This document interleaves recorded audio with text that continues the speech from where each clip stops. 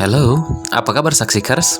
Oke, hari ini kita akan membahas review mengenai novel yang ada di akun Instagram dengan nama @tulisanhilman.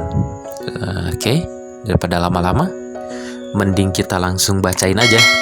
Dan sebelum itu,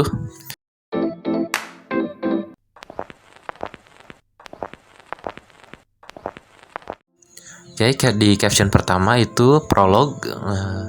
Semua berkerumun melihat mayat itu tanpa melewati batas garis pembatas yang dipasang. Semua heran, mengapa wanita itu mengakhiri hidupnya dengan cara seperti ini?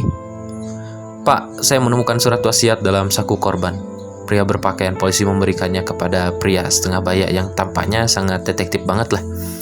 Pria itu membaca kertas dengan seksama, tanpa menekan sarung tangan karetnya. Tangan kirinya memainkan jari jempol telunjuk seperti orang yang sedang memegang tasbih menghitung sesuatu, padahal dia hanya melakukan kebiasaannya saja saat berpikir. Bawa ini ke lab. Kabari aku jika hasilnya sudah ketahuan. Suruh si pria parubaya itu pada pria yang berseragam mengembalikan potongan kertasnya. Saya jadi yakin kalau tante itu nggak bunuh diri, celetuk bocah SMA di belakang sang detektif. Sontak membuat kaget, siapa anak ini? Hei, kamu nggak lihat garis polisi apa? Pria berpakaian seragam polisi itu sambil menggiring si bocah. Tunggu dulu, hentikan si pria detektif. Kenapa kamu berpikir begitu? Tanya si detektif. Saya tahu soalnya tadi kami menyaksikan ada yang jatuh dari gedung. Sebelum kejadian, tante itu menanyakan alamat, katanya mau menemui anaknya. Dia janji bakal menemui anaknya yang sekarang tinggal dengan mantan suaminya. Tapi tak lama berselang, mungkin hampir sejam lah, banyak yang melihat ada yang jatuh dari gedung itu, dan banyak yang menghampiri ingin melihat, termasuk saya. Dan ternyata itu adalah tante yang tadi bertanya. Analisamu bagus. Kamu tahu orang yang punya janji pasti nggak bakal bunuh diri. Selain itu, kamu juga lihat kan potongan kertas yang tadi, tulisannya bukan tulisan tangan, melainkan tulisan komputer. Siapa namamu, bocah? Nama saya Jaka, panggil aja Jack, Om. Oke Jack, semoga kita ketemu lagi. Sambil berangkat pergi. Ganti scene. Hari berlalu, kasus itu pun selesai dengan ditemukannya sang mantan suami sebagai pembunuhnya. Hasil otopsi menyatakan korban sudah meninggal sebelum jatuh dari gedung. Lengkapnya pihak berwajib yang tahu.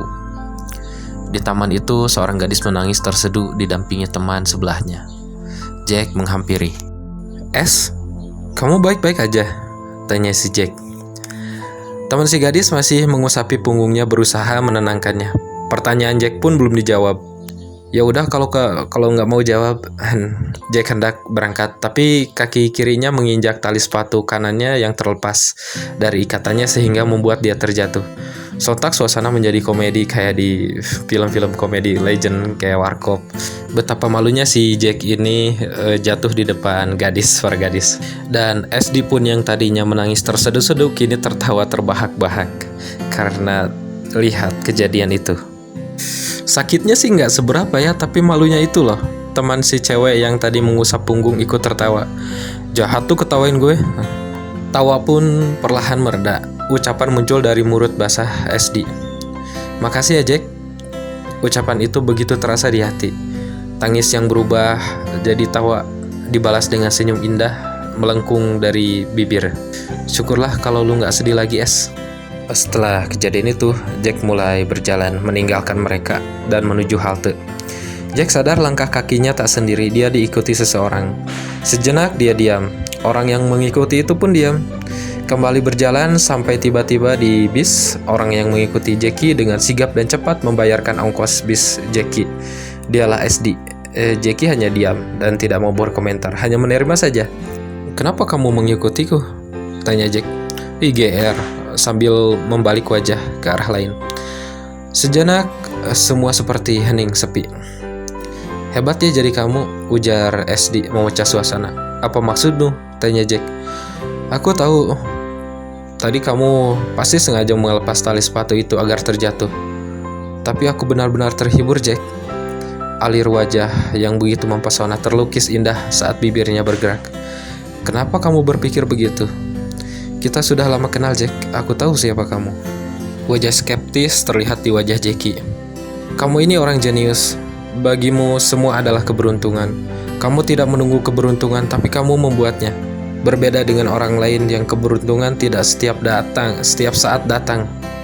Aku sudah mengenalmu dari kecil dan aku selalu memperhatikanmu. Setiap persahabatan akan menjadi canggung di saat ada benih lain yang muncul di hati. Tibalah di tempat pemberhentian bus. Jack dan SD keluar dari bus. Entah ada angin apa, SD membayari ongkos bus Jack yang jelas. Jack merasa canggung, bukan enggan berterima kasih. Langit mulai gelap, gemericik hujan mulai menyerbu bumi, membasahi peluh tubuh para petani dan para penanti. Tiba di rumah seperti biasa, Jackie membersihkan diri dan merendam tubuhnya dengan air hangat. Benaknya melayang, rasa malas selalu erat mendekapnya, menutupi potensi dirinya yang sebenarnya. Apa yang dikatakan SD itu benar, gumamnya dengan mata terpejam. Gimana Saksikers? Suka dengan ceritanya? Ini baru part 1 ya, kita lanjut part 2 lain waktu. Jika kamu suka video ini, silahkan klik like, jangan lupa notifikasinya, nyalakan, dan bagikan ke teman kamu. Subscribe, jangan lupa juga ya. Oke, terima kasih.